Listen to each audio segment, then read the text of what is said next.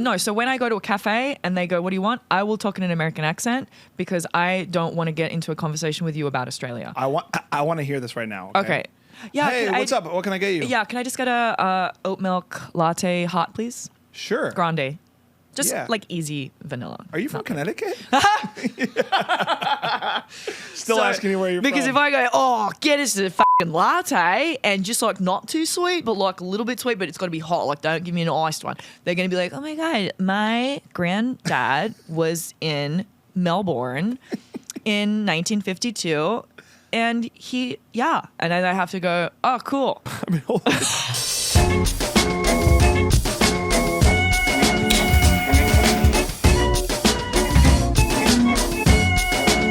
Yes, hello. Welcome back to the Pop-Up with Paul and Friends. You're back for another edition, guys. Thanks for being here. Whatever you did to be here. You know, I love meeting people. As you know, as an interviewer, I love meeting all walks of life. But doing stand-up in this crazy town full of a million stand-up comedians, it's fun meeting people. And this person I knew, she knew of me and didn't follow me for a while, but now we're friends. We'll get into the drama, I think, on our first meeting. But no, I love seeing new stand-ups, seeing you on stage, and then being like, let's hang out and get to know each other. And we had a blast the other night. So I wanted to have her in the podcast studio, get to know her more. Put your hands together for Sarah Lawrence, everybody. Hi. I'm the only one clapping, but it's okay. I did a little, well, you know why? Because yesterday when I did the podcast, I clapped and I broke the guy's microphone. See, well, that podcast sounded bush league in terms of equipment. But we don't have to, you know, make fun of other podcasts. I wasn't making fun of him. I'm saying I broke his microphone. And Yeah. before the podcast started, he said, whatever you do, don't break my microphone. And then the first thing I did was clap and break it. Now, is this a spatial thing? I know you talk about your height a lot in your routine. Is it because you're so tall and long-armed? I'm going to turn like this. Yeah, get comfy. So you just broke the couch. It's because when she they went, welcome Sarah Lawrence, and I went like this, and she went, oh, that's a nice golf clap, and so I went, wow. Oh, was I supposed to go like this? Bang, broke it. Wow. Anyway, you seem like a person who, like, you know, if I say something like I kind of make fun of you or something, you'll be like, oh yeah, I'll do it. Like you'll do it. You'll do the dare. You'll kind of one up people. Well, not in like a. Well, you know what? I don't know if that's maybe. You seem that way, but tell me, are you? Maybe. I don't know, because I think it's been a while since someone's been like, oh, I double dare you to touch your boob, you know? And then I'm like, actually, I probably would do it. That's not that scary. You're like, oh, hop the fence by the Hollywood sign and roll down the hill. You wouldn't do it. Oh, I don't know, because the luxury of being older is that you don't have to do that anymore, you know? So I think maybe when I was younger, I would be like, absolutely, I'll do it. But now I'm like, suck my dick. I'm not doing that. Yeah. Do you feel like you don't have to prove yourself as much now with old age? I don't care. Do you really not care? Because everyone cares a little bit. I mean, yeah, anyone who's like, oh, I don't care what other people think of me. Well, firstly, you're a dick because you should care a little bit. We do a little, yeah. You can't just be waltzing around, knocking over people's mailboxes and being like, no, I'm doing whatever I want. Yeah. So, what was the question? Oh, I said, do you really not care? But you're No, at a I level care. where I care, but you care about a healthy amount. If someone says roll down the hill, I'm not going to do that because I'll throw up at the end. Yeah. So I don't care. But if someone says something like fun, like I'll do it. Yeah. Do you know? But there's a level. So I'm not like a frat guy gonna like do everything. I wonder if I'm putting an Australian stereotype on you that I just assume Australian people are like, let's do it. You're correct. It's party, bro. No, you're right. But I also haven't been there for. Okay, so I'm going home for Christmas for the first time in 16 years. Oh my gosh. Yeah. So I don't know. So I probably you are not wrong in saying that, but yes, I've grown out of that. You've grown out of it. So imagine I go home and everyone's like, eat this whole cake. And I'm like, no. And they're like, you're a fucking pussy. You're not Australian anymore. Yeah. How like, bad? I can't American. even do the accent. I'm sorry. I can't even attempt Nobody to can. do it. It's fine. Nobody can unless it's such a unique accent. How quickly do you... There's two things I know you talk about in your material on stage right away, but how quickly when you meet new people do you go, I'm tall and I'm from Australia, like right away? When I meet them, yeah, I or don't meet them. tell They you. fucking... Okay, what the first thing that other people do when they see me, they go, oh, you're tall. I go, yep. And then they go, where are you from? That's why, okay, I've only just started talking in my accent again to like regular people in like a store. Because I'm trying to like, we were talking about, I've been like dressing down for years and trying to like become this other person or this other side where I don't want people to ask me questions or like talk to me or like notice me or anything. I don't know. Okay, let me.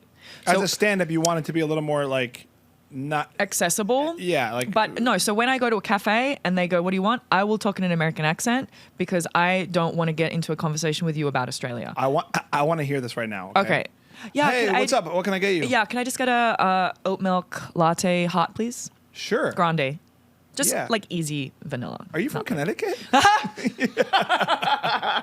Still So- asking you where you're because from. if I go, get us a fucking latte and just like not too sweet, but like a little bit sweet, but it's got to be hot. Like, don't give me an iced one. They're going to be like, oh my God, my granddad was in Melbourne in 1952. And and then I have to go, oh, cool. And every single day, 3 times a day, whoever I meet. And it's like, I feel like an asshole because I'm realizing like, it's my shit. Like they're telling me because they want to feel It's a fun cool thing, or yeah. whatever. And so it's my duty to just be like, oh, that's interesting, even though I don't care. And it's always something very obscure. Like, well, one time I had a layover in Australia in 1942 and I'm like, tell me more about thanks. that. But so I've only just started like being Australian again instead of like pretending to be American so that I can avoid a conversation. That does make sense. We never think about it as on the American Mm. side because your accent is the most like seems the most approachable and endearing. Like it's not like you're like a Russian guy yelling. Oh or my like, you know, gosh, yes. There's different accents that Yes. flow. Yes. And that you're even Italians sound sing-songy, I know, but Australians are more accessible in America. Well, exactly. And that's the other thing. I'm never an asshole. If someone asks me, I'm never like, oh, fuck off. I don't want to talk to you. I'm like, oh my God, yeah. Oh, that's so cool. Like, do you ever plan to go? But it's like, I have to have the same conversation every single day. Yeah, that's and so a lot. it just, every single day for 10 years is a lot, you know? So I'd rather just go, one hot mocha, please. Thank you. Also, you didn't sign up to like represent, like when Americans go to other countries, like we're not signing up to represent like the country and your experience in our country. We're just idiots everywhere. You're like Australians come here and you guys have to like carry the flag and be Yeah. like, wow, yeah, tell me more. Exactly. Yes. Yeah. But I tell you what, if I want something, I will use my accent. So if you like got pulled over Okay, so or this something? literally happened yesterday. Okay, so I got my nails done yesterday, and as I was approaching the car, this guy was about to write me a ticket. There you go. And I was like, here's 2 scenarios. I either walk up and I go, oh my God, like, please don't, like, give me a ticket. Like, I was getting my nails done. You hate me, right? But I went up and I went, oh, fuck. Oh, buddy, I'm so sorry. Like, oh my God. He goes, you didn't pay the meter. I go, mate, look how good my nails look. I was stuck in the salon for 2 fucking hours. They took so long, but look how good they look. Look how good they look. And I go, I've got $10 in my pocket. Do you want me to drop it on the floor for you? Or drop it on the floor for you? And he's like, no, don't do that. Don't do that. I go, well, I can drop it in the gutter for you. And he's like, no. And then he had a big smile. We had a big laugh, and he walked away, and it was done. And I'm like, fuck yeah. Wow. So if you want something, it's better to be Nice. Australian. In my mind, karmically, I kind of wish that the traffic cop was like, my grandfather went to Australia once. Hold on, you got a minute? Yeah. But wouldn't get a ticket. You wouldn't. You get Right? out of it. You got to use it. I mean, that's also what hotness gets you. I mean, hotness for people also can get you. But it that can also sometimes get you like, fuck you. Because, okay, so from other women. One time Or and men. also sometimes, okay, so I got pulled over. I was driving from LA to Vegas and I rented like a really nice car. And so I'm very aware, like when I got pulled over, he doesn't know I'm like, oh, I rented a nice car for the day because I feel like I want to feel nice. He thinks I'm some rich bitch who's Right. like, yeah, I'm doing 100. Don't worry about it, you know? So I love your rich thank you. voice. It's really good. Thank you. It also makes people, my ex was like, you got to stop doing that accent because you sound like a fucking bitch. Yeah, but you're acting. You're a comedian. Sure, but I can do like a regular American without sounding like What's a... that? I don't know. Tell me about the I don't weather. know. It's like welcome. I welcome to the podcast. It's kind of less annoying. I'm not sure, but I it's think- like less oat milk latte ish, I don't know. but I'm annoyed. more I'm joking. standard. Okay, right. Already annoyed. No. Both of your, the other girl is worse. But so you're driving to Vegas. Oh, yeah. I got pulled over. I got pulled over. I get pulled over a lot. Why? Because I just drive Is fast. your car red? No, but they do go faster. Did you know that when you play like Gran Turismo? Not Gran yeah, Turismo. yeah. Grand Theft Auto. No. Gran Turismo is actually very lifelike. That's how I learned to drive and accelerate out of corners. Oh. Did you know that? No. So I think there's a movie about it now. I haven't seen it, but Yeah. I forgive me if I'm wrong, but the premise is there's like some guy who's really good at Gran Turismo and he gets recruited to be like a race car driver or something because it's so lifelike when you're driving those cars. It's literally how a car Get drives in out. real life. And so I used to play it when I was like 17 to 19. And as you come out of a corner, like in one of those race cars, you feel like you shouldn't accelerate. Yeah. You're supposed to accelerate through the corner. You feel it. Yeah, yeah. I And love then that that's how you feeling. drive. You hug the properly. road. But anyway, so I drive too fast and I get pulled over all the time. Not anymore, universe. So but I used to. Did you turn the voice on for the cop going to Vegas as well? What was the voice for that? Because you said you No, thought I you were like a immediately rich started girl. crying because Oh. I was like, I can't get another ticket. I was like freaking out on the side of the road because my boyfriend at the time, because I had a lot of tickets. I lost my license like during COVID, thank fuck. Like when we were all inside, I got the letter from the DMV like, you can't drive for 6 months. I was like, 'Cause of the amount of don't tickets worry you've had. about it. I'm like, yes. So I had to get an SR22 for 3 years, which jacks your insurance way up because you can't be Oh. trusted to like not speed. Wow. Yeah. Now, is this a height thing too? I don't mean to pin it to height, but is your leg so It's long so heavy that it you just hit goes, the What is it? Why don't you just slow down? You're what the heck? Well, I slow down now. I think it's like it's also an adolescent thing. I don't know. You're just like speeding around and you're always late and this and that. But now like my life is more in control. So I don't have to speed and I can drive normally and I don't have to like rush to get places because I leave earlier or something like that. I'm similar though. I'm usually. I was funny because we were planning to do this podcast, and I feel like you're a lot like me. Like we pushed this, kept pushing the Well- time. But that's how I am. Always like, oh, it's next. Oh, I gotta get here. I went Right. to the bank before. I couldn't get in the bank. I was like, I gotta go somewhere else. I had all these I errands. almost texted you to push it again. I was gonna push it too. I was like, I can't. And then when you were saying 11:15, I go, let's call it 11:30. 11:30, and I was like, great. Yes, because I know how good that extra. And then you go, okay, good, I don't have to worry. But it's because I was coming to Sherman Oaks. I went, well, if I'm coming to Sherman Oaks, You need the time. I'm gonna do the other thing I need to do in But Sherman what's Oaks. funny, yeah, it's funny though, because it's a personality thing for me too. Like I say yes and do it all, but then maybe I also want life to be a little exciting where I'm like, oh, I gotta go here, I gotta go there, I'll put pedal to the metal. But I forgot this jacket and my glasses before. I went to my house like 3 times. I you had kept to being keep like, going back? I felt like, you know the scene in Goodfellas. Why don't you have a coat rack here? You're right. I need to make this You're a little right. more homey. I Yo, heard you're it. right. Yo, you right. It's funny because the accent I put on is just like debauchery Italian. We're like, you pulled me over? What are you doing? Yeah, what? What are you talking about? Hey, you know who my father is? You know who my dad on the East Coast is? He's the keyboard player from the wedding band. That's what my Is dad did. he? He was. That's- but I not, love he's that. awesome. I love my dad. But going back to Coat Rack here. Oh, sometimes my life feels like the end of Goodfellas, which is an Italian reference. You know what? Don't tell me. I'm so sorry. Nobody will watch classic movies with me. So I've just seen Anchorman like 200 times. Dude, what? I know. You've never I'm seen like- Goodfellas? No, I haven't seen Goodfellas. I haven't seen Scarface. I haven't seen The Sopranos. Well, 2 things. Wait, are they all Italian, silly mob Scarface movies? is a Spanish guy played by an Italian. It's Pacino, but he Okay. plays a Spanish guy. Are people up in arms about that? In the Not 40 yet, years thank ago? God, but it'll happen. It'll happen. They'll get mad at him for it. Oh. He played a Spanish guy loving cocaine in that movie, and no one ever said anything about it. I think I Is referenced. that a cancelable effect? I don't think so, but people pick and choose what's cancelable. So if they wanted to get mad at him, they could. Well, now they can get mad at him because he just left that girl he had a baby Oh, with. he did? No way. I didn't Yes. even know that. The baby's like 3 months old or something, and he Wow. left her. I was just doing him too Jesus. because of my neck injury. I feel like I am operating more like Pacino, where I'm like, hey, wait, what's over there? I gotta move this like this over here. Hey, you know what? You have a baby with me at 25, and I'm out of here. I gotta go. I don't even do him, but I'm starting to do him. I don't do impressions. Can't do him. You don't? He's just like, hey.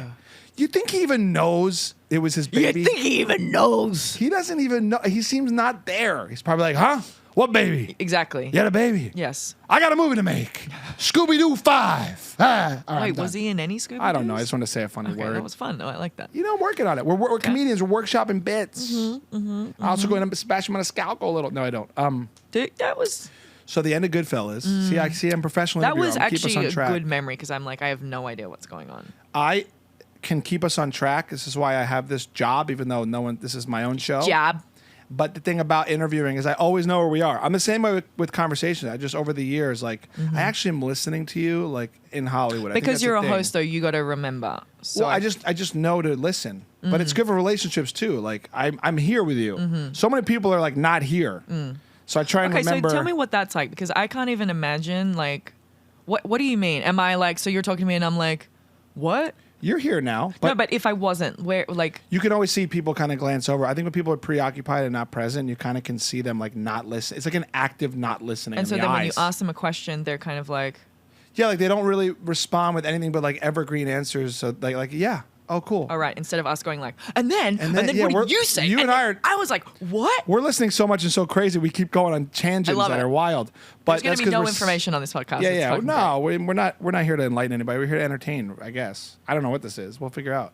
great. Goodfellas. So, and the Goodfellas, and then I want to talk about something else. He does a bunch of cocaine, and he's like, Great.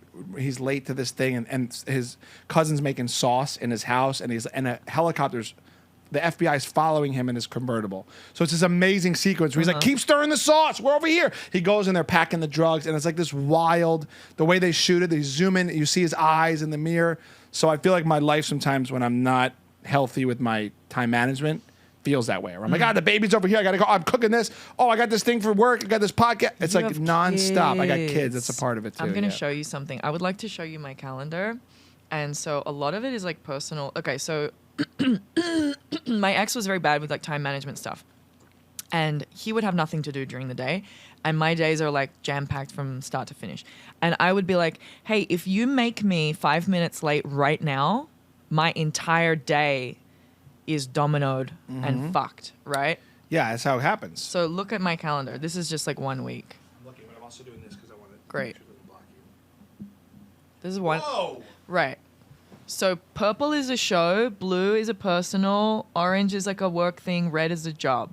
That's too much. That's too much. But You're look, type this A, is like, it looks like. well, I have a company I have to run, so I need to be. This says 10:30 a.m. batting cages, so it's not like, it's not like a meeting with the president. Wait, this tell me- says check mole, please. Check mold? Or Check mole. I got checked for moles. I'm all good.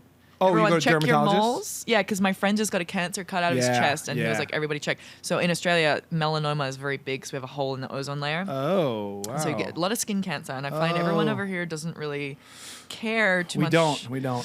I just went to, I did a segment with a dermatologist, like a really famous, like Calabasas woman who does it. Ooh. But she said the same thing. I actually need to get checked. Thank you for I can put a reminder on my phone.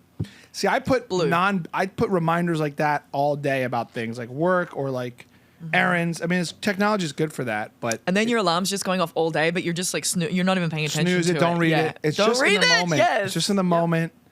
Wait, tell me about your company you run. Is that busy? Yeah. So I have a business. It's called Cali Craft Cocktails. It is I a saw this, yeah. mobile bar business. Which is brilliant. I love it. It's been almost 10 years. So right now, this is why I had to turn my phone off. There's a guy. I have a warehouse like 5 minutes away from Oh, here. that's cool. 2,000 square foot. It's fucking awesome. I love it. I have 21 mobile bars. And so we have 2 events tonight. I have an event for Microsoft. Thank Oh, you. cool. And an event I can't talk about. And Swanky. then I have 2 private parties on the weekend. So he's in there right now getting everything ready. Wow. He's pureeing fruit and doing all this shit and getting everything Wow. ready. Yeah, it's the Wait, best. is the warehouse 5 minutes from here full of the booze? Can I have the Yes. address? I took the address off Google. Okay, someone in Oh, the that's- business park. I don't know if I can talk. It's fine. Someone cut a hole in one of my neighbor's roofs. I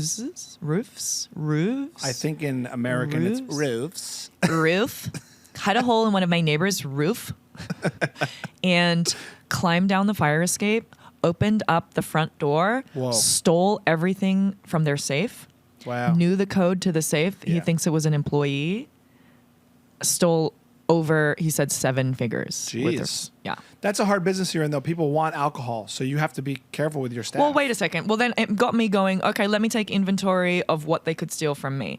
It's a fucking couple bottles of booze. It's not the end of the world. But alcohol's expensive, though. But no, it's not. No? It's really not. Like, people are like, so what I do is full service, which means you don't do anything. So I love this. it's I'm a hiring white you. glove, 100%. So like if you wanted to have a party out here, if you Yeah, guys we're want to gonna do a hire you. I swear to welcome, God. okay, I love it. Love that. It's expensive though.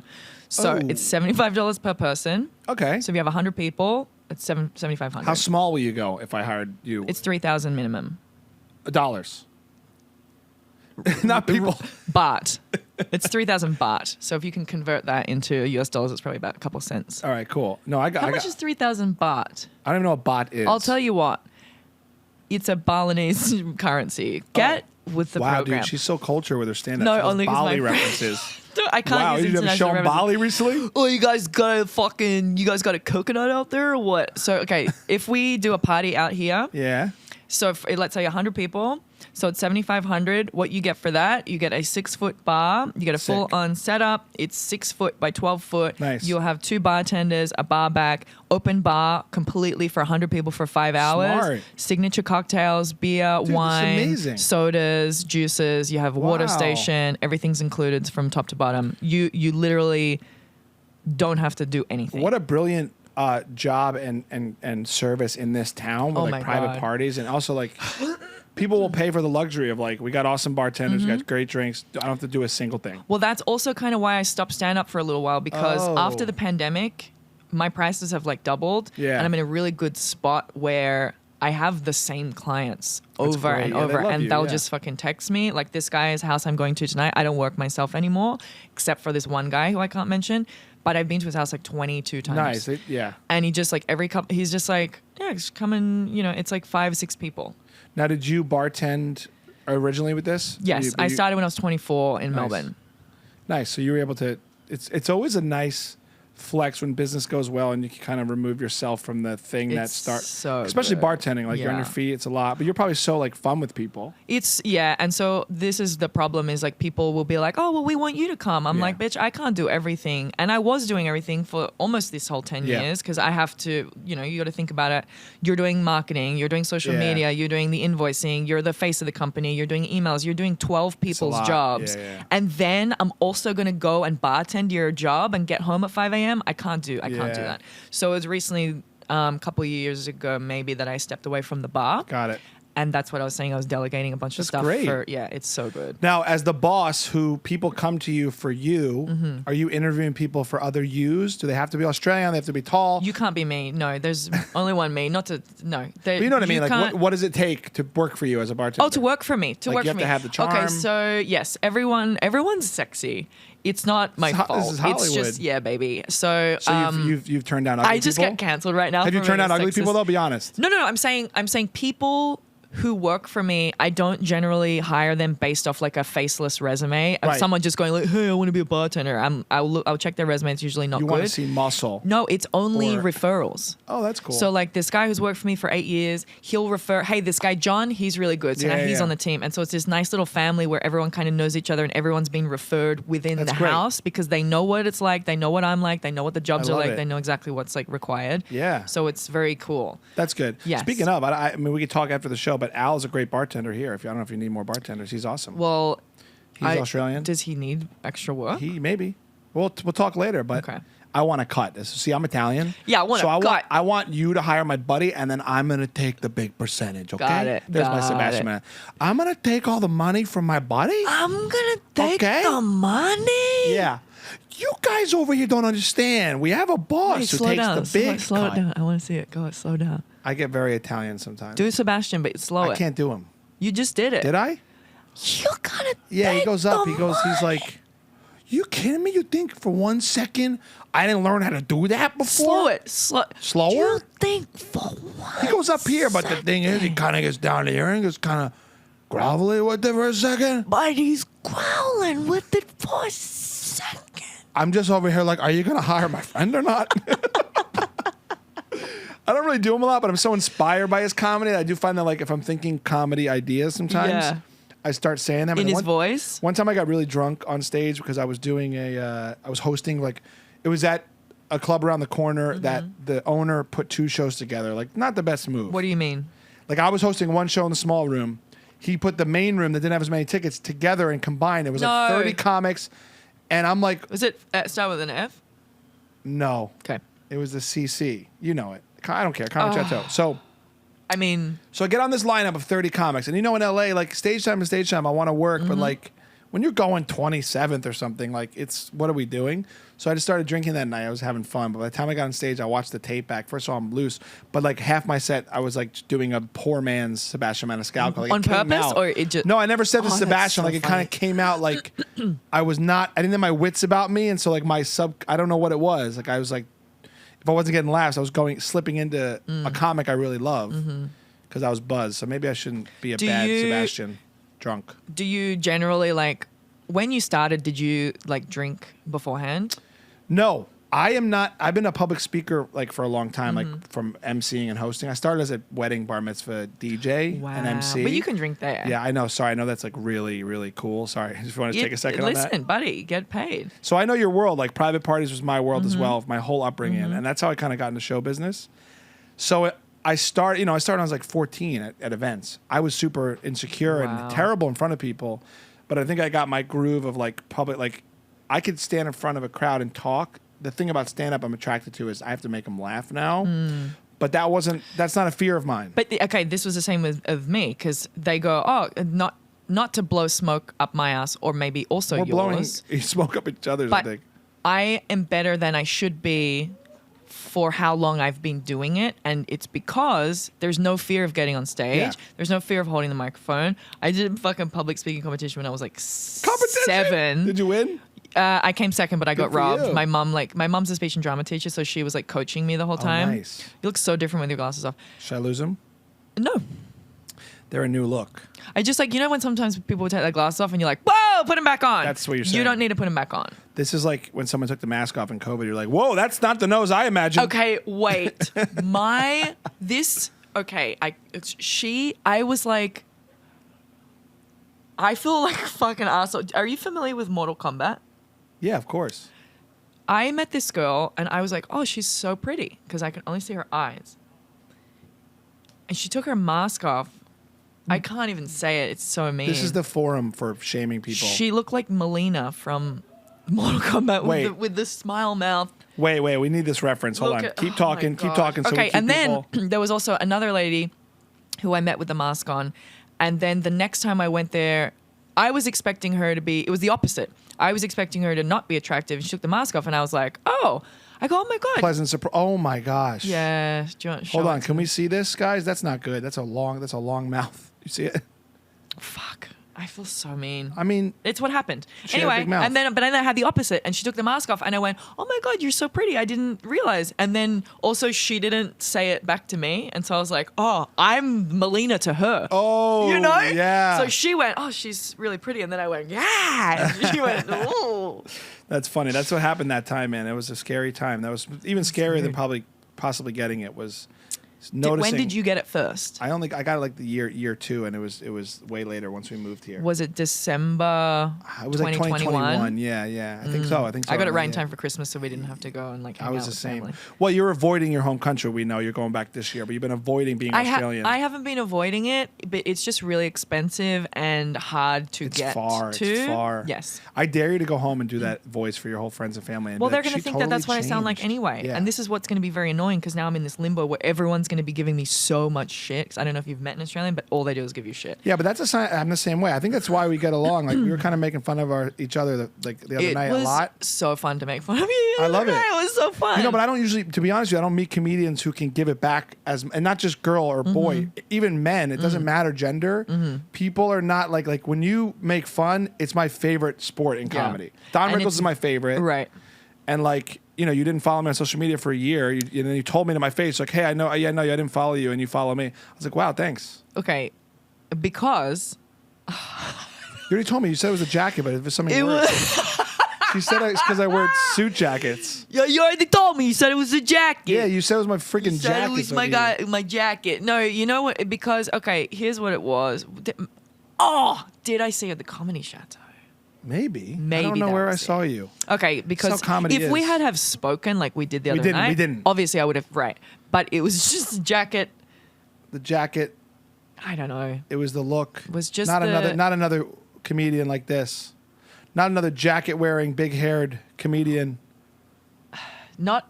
Yeah, I'm Look, ashamed of myself. Don't be. It's funny. I like that as your friend now. This is how it happened. But the other night, I realized that about you right away. That's why I wanted to have you on. It's like because you said Australians give so much shit all the time. I grew up the same way, and I think that is sometimes missing from adult life. People get too serious. And I mean, my friends and stuff, we're like that way. Yeah. But as comedians, it's like I think it's even more fun. Like I actually enjoy. You could say anything, cut me down. Like I think it's funny. I love it. It's risky because there was something I said inside, and I was like, that was too much. And then you loved it. But it's risky, like when you meet a new person or when you meet someone who's like maybe not a comic or something like this. Like there's this girl I know. Sensitive. Yeah, and I said something. Oh, okay. I keep trying to like no one's gonna see it. Not no one's gonna see it. Wow, there's an insult right there. Whoa! Just us two are gonna watch this back, right? So there was somebody. I keep trying to like change my stories so Why? that it's What are you worried about? just breaking of confidence, but I'm sure it's Did you sign an NDA? okay. So You're fine. these two girls, both of their husbands cheated on them. Oh, And then they had a party, and at the party, they were told that the bartender was stealing liquor. okay. And I said, and she said she didn't believe it. And I said,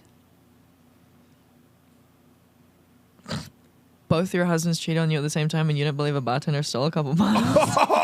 Oh, that's the thing you picked not to believe. And then I was like, and she was, they're just civilians. Yeah? And they came into me to have a tasting were at mad. my thing. No, they kind of like, but as it came out of my mouth, I was like, because this is for my business. Yeah. But people book me for me, right? you're So being that's why funny. it's cool, because like I can be me. Yeah. But that was like a lot.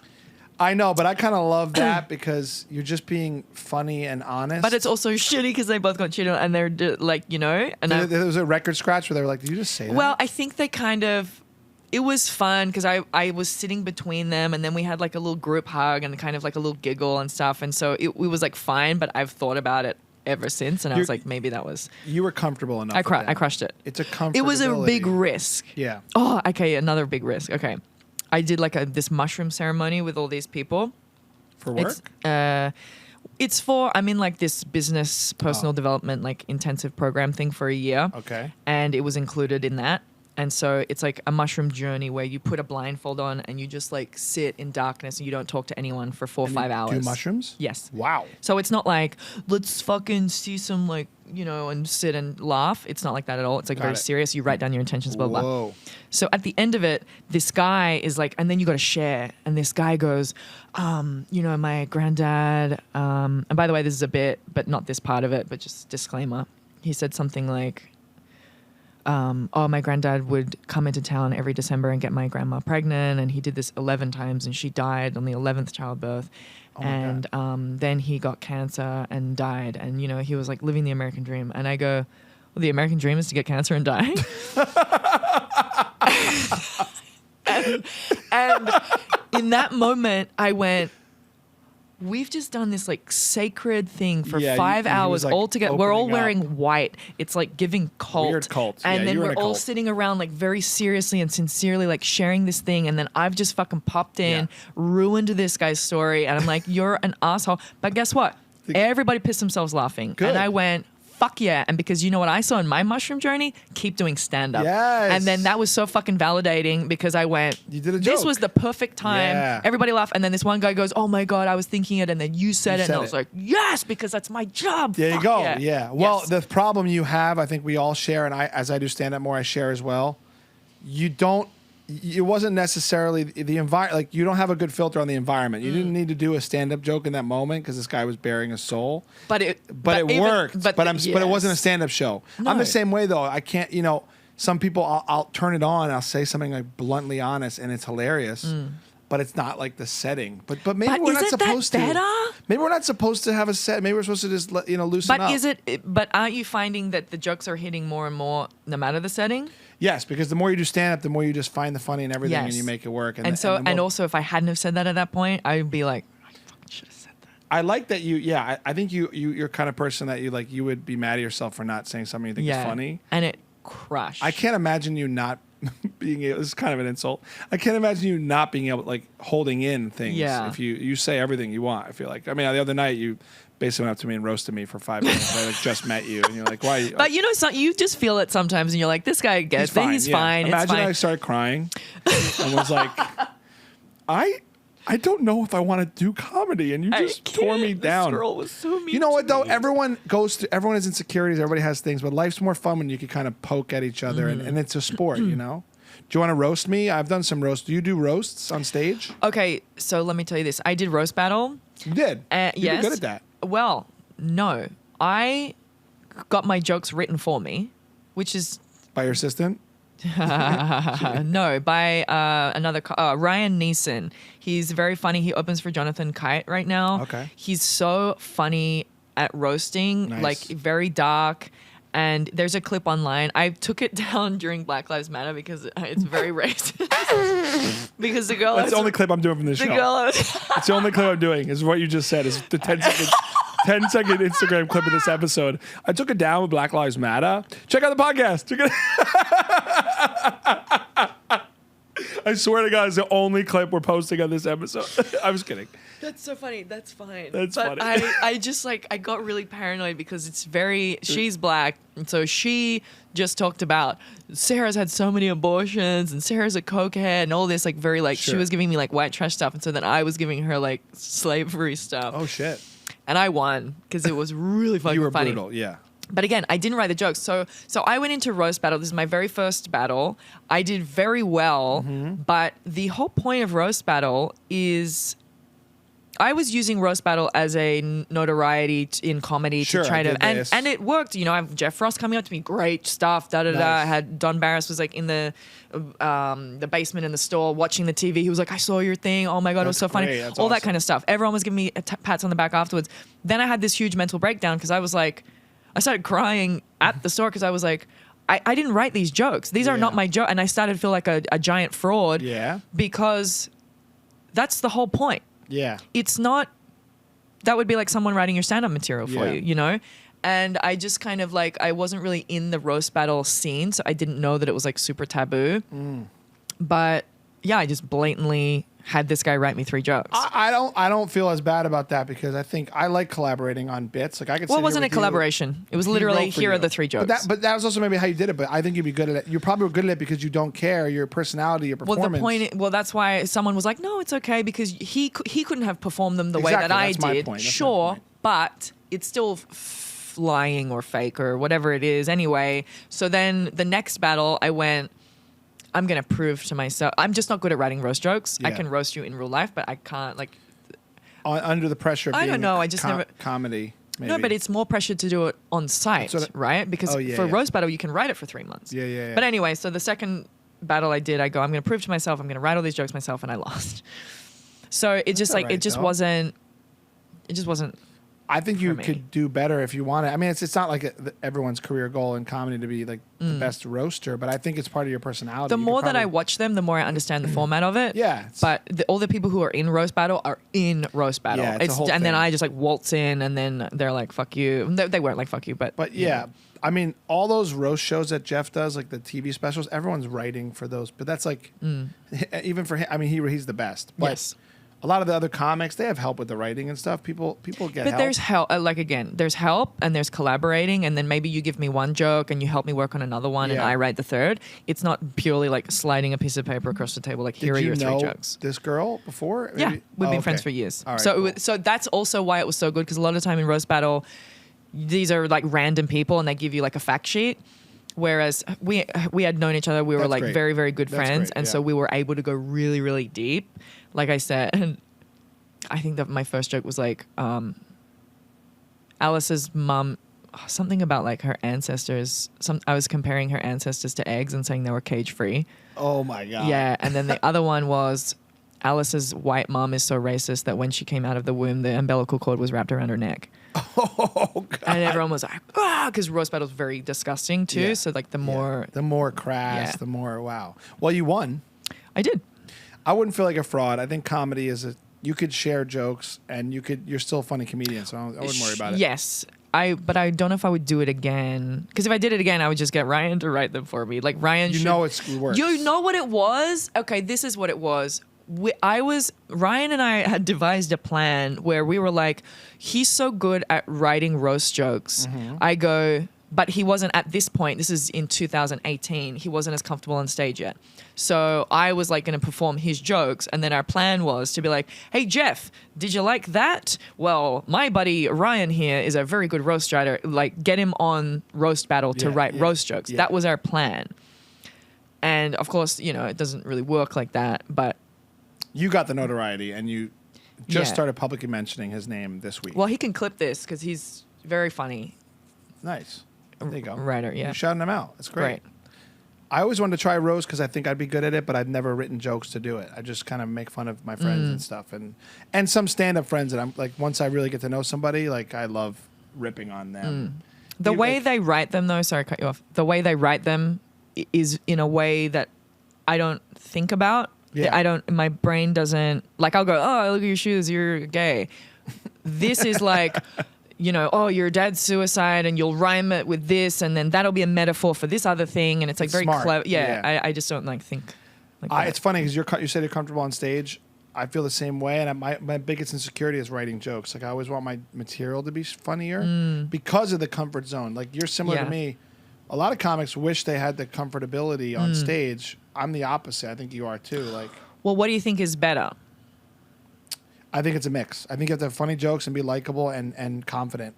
But I don't personally like an unconfident comedian that has the best material. I think I'm old school. I want a performance. I want to be entertained. Like I actually don't love when I see like kind of like the form of comedy where like they get up there and the energy's all dark and weird and they're like and then they say like one of the funniest written things, but it's like you look homeless. I don't know. I don't personally like that. That's just maybe because I wear the jacket and I look like this guy. Right. But what about you? Like, I think you need to have a blend. You got to be like confident up there. So my ex is Amir K. I don't know if you know him.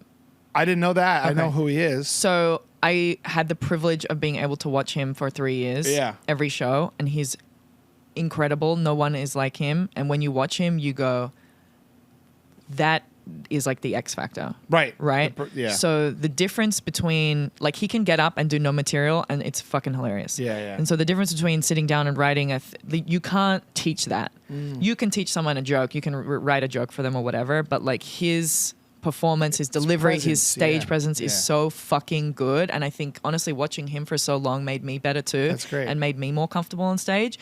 And so my second time around now, I do feel much better, and I would rather be able to be comfortable on stage than have because like, okay, so last night I did a Mormon show, and it's supposed to be clean, and I said fuck 7 times to the point where the host was like, like he yelled out, he was like, Sarah, that's 7 times, like you can't do this, and I was like, oh my God, I'm so sorry. And then it was the funnest show ever, because everything I was saying, I then started going, oh, so I was drinking an alcoholic Snapple with my boyfriend. We weren't engaging in intersexual. We didn't have any sexual relations. We were merely, and then that was fun. I was like, this is a skill that I have that maybe someone else didn't have. You played off it, right?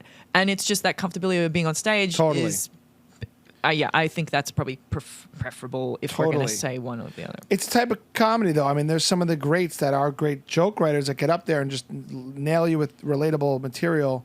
I just am leaning towards my strengths, like you. Like, you find your strengths. I'm getting to a point now where same with me, like, I like being adaptable. Every show's different. I do my material, but, like, things could change. And how do you address it and be funny? And everyone's different. What I love about stand-up is we're all different. So you just kind of make mental notes. Like, you know now how to handle that and you have fun with it. But I can't imagine you like cowering and then like going to your material. Like, it's hard for me to see stand-ups who get very uncomfortable by things changing. Like, it's stand-up comedy. It's not going to be exactly how you want. Well, I think when I came back after the pandemic, when I was having mixed feelings towards stand-up, I was not like this. I was like very... Like, now I don't know what material I'm going to do until I get there and like feel out the show. So like, I wanted to start with like a pedophile joke last night, but it was a Mormon show. So I was like, oh, can't do that joke, and just kind of fixed it along the way. Yeah. And then I had a show after that. This one, I like asked the crowd something and she gave me the wrong answer. And I was like, you know what? I'm not going to do that joke anymore. Let's move on. That was good. But before, I would have like, this is joke number 1, this is joke number 2. But I think that's also when you start, you need to have some sort of security where you know exactly what you're going to say and and you can't riff around just yet. And I was at that point right at the end of the pandemic where I would just be doing stuff on the fly, and it's like going to the gym and you're doing reps and all that kind of stuff, and it was completely fine. And then coming back after the pandemic, I was so scared and so nervous to get on stage and was just like not feeling it, not doing well, not having fun, and you could see it. And I was dressing like a homeless man. I'm glad you're not dressing like a homeless man anymore. Me too. You're coming into your full butterfly. It sounds like Yeah. in stand up. I was talking to someone about it, and they were saying like Eliza and Whitney. Not that I'm comparing myself to them, but who knows? They, when you start as well, you want to be respected and you want to not be seen as an idiot or whatever. So you dress down and you try to assimilate and be one of the boys or do this or do that, get some credibility up. Then when you're finally confident enough, you can go like, you know what? I am a girl. Let me be a girl. Yeah. And it's okay to look nice. And they, that was their journey also. Sure. And so yeah. I was like, okay, so it's not, It's funny to me how, no other form of show business do the women like the reverse double standard. Like, don't be sexy. yeah. And music and everything else, like you're sexy on screen. Yeah. But stand up, you're saying like dress down, be disarming. How far did you go to like have that look? I mean, would you not God. shower for a week, or how bad are we talking? No, I love a shower. I shower twice a day. No, I would just, I would always wear sweatpants, always. Wow. I would generally wear sweatpants and a hoodie, my hair in a bun, and no makeup. And it was so bad that I did a show the other day, and someone was like, "Oh my God, Sarah, I didn't recognize you." And I'm like, "That's cool, man. Yeah. Thank you. That's nice." Have you noticed a difference now that you feel that you changed? Like yes, 100%. But what? Because I feel better about myself. That's what the most important thing Yeah. is. So if you're trying to be small and you're trying to look worse and you're trying to be relatable and like, please like me and like, oh, let me do all this extra stuff so that I look worse. Now I'm like, and I used to be like, oh, can I wear this tight shirt on stage? Like, I mean, I still wouldn't wear, like some people, Too sexy. I would never wear like a midriff or like my Right, tits right, out or right. anything Some like people do that. that. I saw someone the other day and she had a tiny dress seen on it. and heels and was bombing her tits off. Not that even, well, Crystal Marie, she's so funny. She has giant tits. She always has her tits out, but she's so fucking funny that it's fine. And Right. her delivery is dry and she stands in one spot. She's not like trying to be sexy. She's just very Yeah, hot. yeah. And she's very funny, so she gets away with it.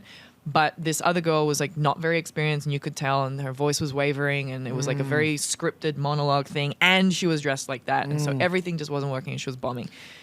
It's messed up that I mean, obviously as a man, I don't know this journey for women, but I do know it's so much harder, like to get in and be kind of like it must feel like the like Hunger Games when you're starting as a woman in stand up. Did it feel that way? Like, I don't mean to get now. I feel like I'm interviewing you seriously, but I'm curious that choice, and then also what it's like kind of growing out. Like, you know what, I'm going to be who I'm going to be. Is how I look on stage. Well, I think so. The mushrooms helped. This is great. I'm not even kidding you. I did the mushroom Wow. journey. And you're like, and I'm putting makeup on again.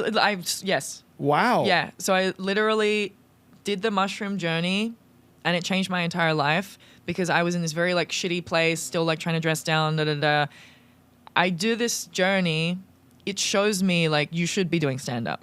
This is what you're supposed to do. And I remember that's what I felt when I started, and I went, oh, this was available this whole time. Yeah. Like I've been told my whole life, like you can't do this, you can't say this, you're acting wrong, you're da da da. Now I'm in this place where like I can do exactly what the fuck I've been doing this whole time, and it's Yeah. okay. I can give you shit, and it's okay. great. I'm not in trouble. I can finally like, yeah. And so then when I came out of the mushroom journey and it showed me on stage with thousands of people doing the thing that I used to love to do, and I was in this place where I'm like, how come I used to love this thing so much and I would die for this thing and I want to do it every single day, and now I hate it and I'm terrified of it and I'm scared, and every time I have a show I have a panic attack and I go, I don't want to do the show tonight, I don't want to do the show tonight, I'm freaking out. And now I'm like, give me more shows. I Yeah. can't wait for the show tonight. I'm so excited. This is the best thing ever. And it was because of that. And then I started dressing differently. It just feels better. Yeah, you're in you're where you're supposed to be in the form. Oh, what? So your question was when I first started. I think if you come in, because also when you start, you're bad, no matter what. Yeah. When you start, you're bad. And so I think if you come in day one in a dress and heels looking like you're about to go out, and then you're bad and you're at an open mic, you can't do that. Yeah. You have to come in, assimilate, be friends with people, get to know people. Then, oh, she's kind of funny. Oh, she's funny. Now everyone's like, Sarah's fucking funny. Yeah. You know, and people are being like, oh my God, thank you so much for doing my show. I'm like, oh, cool. Yeah, You know? you hit to that level. Yes. Not that I'm a woman and I'm not trying to claim to be a woman, but I had a similar experience because I love wearing suits and as a host. It's actually my security blanket. So you obviously didn't want to follow me and thought I was a loser and a tool for wearing That's my this. shit.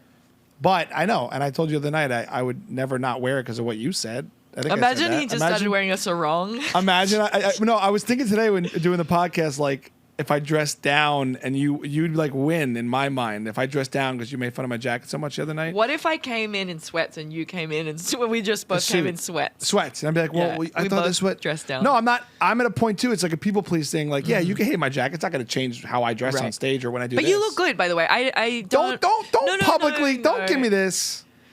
Don't. It's fine. I like how I look. What I'm saying is, I went through when I started open mics. I was trying to, because I'm a host guy. I was like, I want to be different. comic I'm guy. stand up. I'm a comic. I did it for a few years. I started putting the suit back on because I was like, and this is more dressed down as every t-shirt. I used to wear ties on stage. Wow. But I feel comfortable. To your point, we have to feel comfortable and we're performing and we're being, people want us to be funny as ourselves. I know feel this what? way as me. I didn't feel comfortable wearing this 5 years ago. That you changed, So yeah. I only felt comfortable in sweats. And then if I would wear jeans, I'd be like, everyone's looking at my jeans. I don't feel comfortable like this. I can't do high kicks like I want to, you know, da da da. And now I'm like, this is how I feel comfortable. who you are, You yeah. know, it's interesting. It is different for women, though. I think you have to think about that part of what people are looking at, or that like the sexualized Yes. part of it. So I was also told, generally people, did I tell you this already? No, but I just thought of a really dumb story to tell you. But wait, go ahead. Okay, I need to pee. So generally, by the way, this coffee, You good? I mean, I did put like I did put a little. you Cosby'd me. I crushed up Adderall. I didn't do Coke. I did Adderall. Crushed it up. And you know how you said the milk tasted funny? It's because it's pureed Adderall. This is all checking out because don't show them the. I'm gonna remember this coffee shop because it's so bad. I can't. I got. See, she can't. This woman cannot So compliment me. what happened was I came in and he got me a coffee, which is so nice, and I took a sip and it spilled out and it's like dark brown, and that's not what a latte that I'm used to. Oh, and then he goes, wait a second. have some breakfast, and it was 3 cakes, and I know that you viewer at home are probably like, yeah, cake for breakfast, that's fine. It's not fine, but it's very nice. It's a thought that counts. But also it was, it was 11 a.m. so maybe you thought it was 12 p.m. Wait. I didn't. I'm cracking up. Wait, I'm cracking up even more because that's not a latte. It's Oh my God, I knew it. it's not a latte. It's coffee. Wait. I'm reading your text. Oh, back, I dude. didn't write latte. You didn't write latte. I don't know what you like, Okay. dude. I don't know what you like. I don't really know what I'm doing. You didn't say latte. Okay. This whole that's thing fair. is your fault. This is my fault. Okay, I'm sorry. it's fine. The jacket looks good. See, we're coming. I forced her on the podcast to eventually just be nice to me Oh my and follow me gosh. on Instagram. This Okay, because person. the color, I'm like, I've never seen this before. I was so confused why you hated it so much. You asked So- for coffee with vanilla and oat milk. That's disgusting. So it's that black coffee stuff in a thing It's with regular milk. drip coffee with oat milk and a little vanilla. That's what I got you. That's what I ordered. so- I didn't know. Wow, I even thought when I was that's at the a shop, like maybe she wants a latte, but I was like, whatever. You know what though? I'm trying to be You accommodating. should have known. I should have known. Maybe if you called me and was like, "Can you get me a latte?" Excuse me, I'd like a lot. I didn't even. Fuck. Can I tell you a story about someone recognizing Yes, my can I body? pee and come back? Yeah, let's take one. I could too. Let's do it. We're gonna do a pee break. You know, though, because I haven't done one in the middle of an No, I episode know. before. Hold on. You like making fun of my Italian, huh? No, because Guys. you're drifting in and out. I'm thinning out. What? You're drifting in and I'm out. drifting in and out of Italian. Yeah. We're gonna take a quick pee break, but with the power of editing, we're just gonna be back in 1 second. But I want the audience to know that we're taking a quick break to make you a latte. Taking a quick, but no, I can't have any more coffee. Oh my God. Really? Sarah literally did a phone call to call another man and say, I'm safe in that break. Like, you came to my podcast and was like, had a guy to call, be like, it's cool. After I found out you spiked my coffee, I really, You're like, I don't know what's going on. as I was texting, I swear to God, it took me back to like 6 a.m. on Coke, just shaking, trying to like. You just haven't had caffeine. I drink a lot of caffeine. You're just maybe not used to it. It was just a drip coffee. It wasn't even as strong as a latte. Oh, and there's half left. Yeah, Oh I'm my glad. I'm God. glad you feel safe though, because I did hear the phone call, and I want people to know she made a call in between that break and was it the police? I'm just trying to understand. There anyway. is an app and you can hold it down. You hold down the button until you're safe, and then you turn it off. But if you let go of the button, they immediately call you and they send Great. someone to your location. That's great. It's We need called. that. I can't even find it. Like someone's murdering me, and I'm like, wait, I just got to get the app. It's called. What was the name? Oh, see, 911 have been hammered in. Oh, it's called Noom. Noom. Nah, you're dead. You were just stabbed. That just Yeah, happened. you're dead. You're dead. You're dead. Couldn't remember. It's over. You're dead. You're dead. No.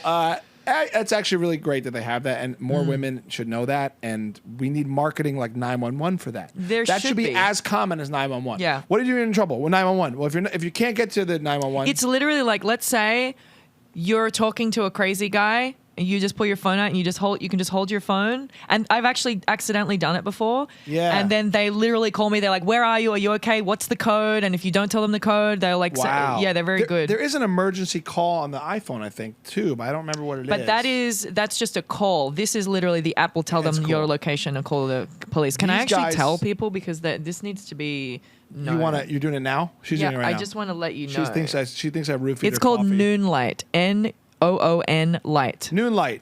This episode is brought to you by Noonlight. If you're in trouble, press the Noonlight. Press the Noonlight. Press the Noonlight. Press the Noonlight. That was a Jamaican Yeah, song, yeah, yeah. Jamaican pop song in the 90s. Pass the Noonlight on the Dutch. Okay. Sarah, we were talking about body. Dysmorphia. What? Yes, body dysmorphia. No. We were talking about how you look on stage. Oh. And I was saying how as a man I don't have that experience. So I was saying, what I was told was there are two types of people who go to comedy clubs. Generally, people are on a date. It's Yeah. normally a man and a woman. Oh. They're on a date. The man, if you're hot, the girl's like, man, fucking like, she's jealous or whatever. If you're hot and he's laughing, she's like, what the fuck? And the girl doesn't want to laugh at you if you're too hot. This is what I was told. Yeah. Multiple people. Right. And like teachers of stand up. So they're like dressed down so that you don't make anyone uncomfortable or jealous or whatever Crazy. the fuck. Yeah. What I love about your Metamorphosis, which might be the name of this episode, Sarah Cute. Lawrence's Metamorphosis. Sarah Morphosis? Sarah Morphosis. Lawrence Is- Fishburne. Wait. Sarah Lawrence Fishburne Orpheus. Aquaman. And it's just him and his tooth gap going, take the pill. Take the red pill. It's a Matrix reference for our friends at home. Did you get it? No. Yeah, Okay, Matrix. great. Yeah, or follow the white rabbit. Oh, what was I saying? You should keep me on track because I'm here. losing my You said track. this should be. Oh, people. I love your people. Metamorphosis because I do think in any art, songwriting, creating movies, you get to this level of like, this is who I am. It isn't unapologetic because I taste this a little bit as a stand-up now, but I had it as a host. So I know you hosted in your past as well. Tasting that and having that is what works. Like the greats and our friends, Amir, sorry if it's weird because you dated him, but as a comedian, like you get to that level and you go, no, this is me. I mean, Sebastian, who I love, he's so unapologetically him. That's what audiences want. And it's so liberating as performers to be like, no, I'm going to dress. This is how I dress. I'm Yes. not dressing down. So I'm saying good for you. And it makes you funnier because you're more confident. Yeah. And you can make jokes about this. I said the other night, you were telling me about this. You can make jokes about this if you want eventually, that you had to do this. You used to dress down. Now you don't. I'm pretty again. I wasn't, whatever it is. No, there's a fucking line. Make America pretty again. There's a line. You can't. No.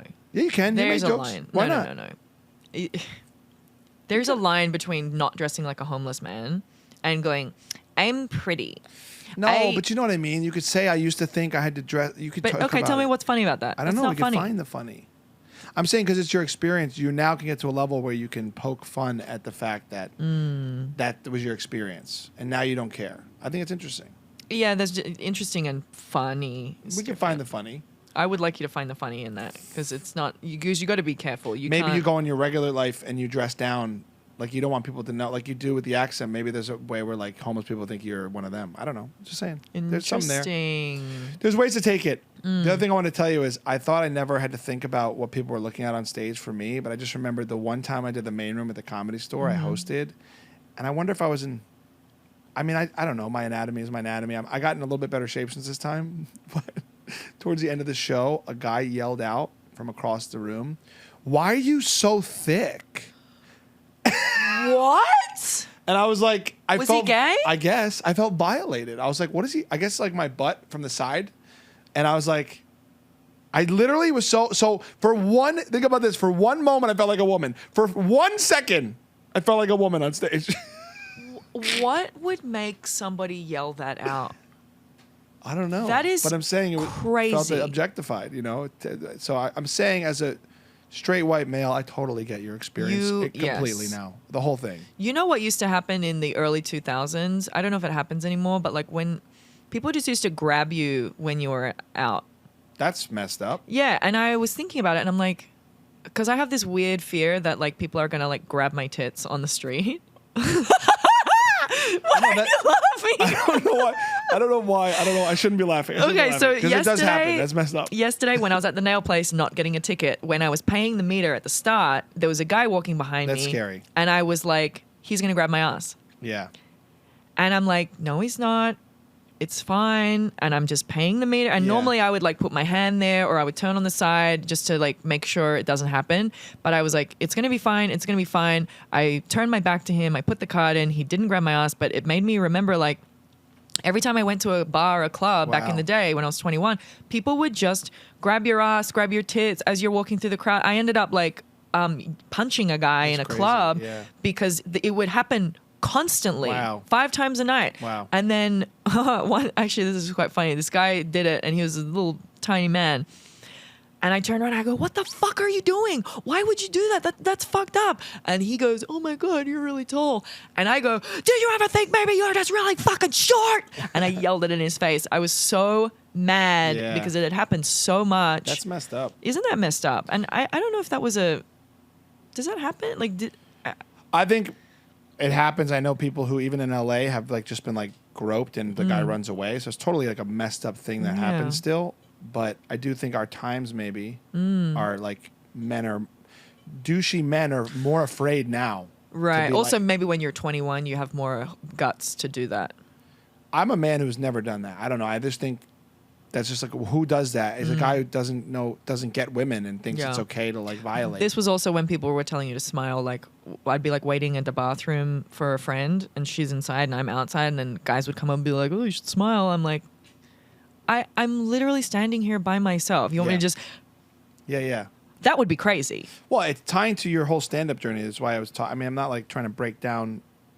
I'm not good at any of this. I'm the man here, but I do think that double standard is real for all that. We don't think about any of that. The only time I ever felt that way was on stage and in a gay bar. It's the one thing I was like, wow, I'm a piece of meat. Besides that, I can't imagine all the time. Oh, all the time, all day, every day. Also, you don't have to worry about like losing jobs and stuff. We're talking...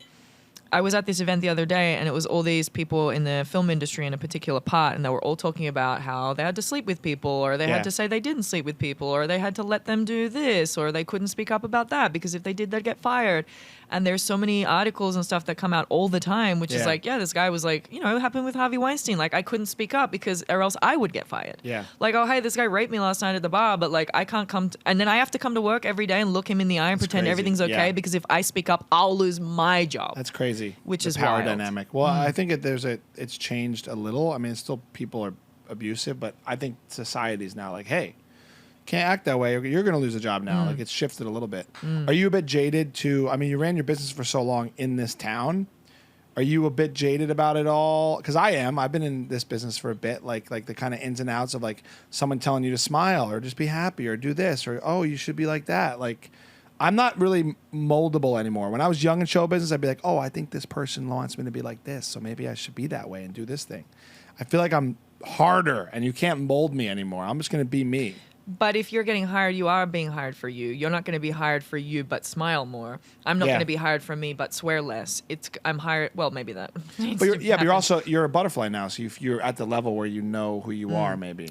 I think it's the opposite. I think when I got here, it was hard and a struggle, and I had no money, and I had no this and that, and I was in terrible relationships, and whatever else happened, and that would be when I was jaded. Now I'm like, this place is fucking incredible. Great. I couldn't run my business anywhere else in the whole world except for this one place that I'm in. Because these people have disposable income. These people are having parties all the time. There's a launch party every other day. Yeah. I'm so grateful and happy that, and I finally like found my spot. And this is Yeah. what I found when I started comedy. I was like, oh, I finally found my people. And then I lost that for a little while, but it's okay because I focused on my business. Now that's running itself. Now I found my people again. Yeah. Like being at the Bourbon Room the other night, I was there with all you guys. I had to run and do another spot in downtown, did well at that spot, came back to the Bourbon Nice. Room, hung out with everyone. Laurie Douglas walks in. I'm like, oh my God, I love you. I'm like, this is so fun. This is Yeah. fun again, you know? And then Yeah. I get to give you shit for 20 minutes. That was fun. Yeah. I'm like, the whole night was so fun. You're And right. I'm like, this is how it was before, you know? I love that you're saying that because that's why I invited you on. I love becoming friends with comedians who are there for the scene and for fun and to get better and know each other. Like I romanticize where I'm at with comedy here because I've only been here 2 years. But yeah, we could all do this stuff and keep doing it and growing and getting better and have fun with it. And I do feel that sense now too because I can be hard shelled about the whole thing too. Like, you know, promoters, bookers, clubs, like the scene and the game I struggle with.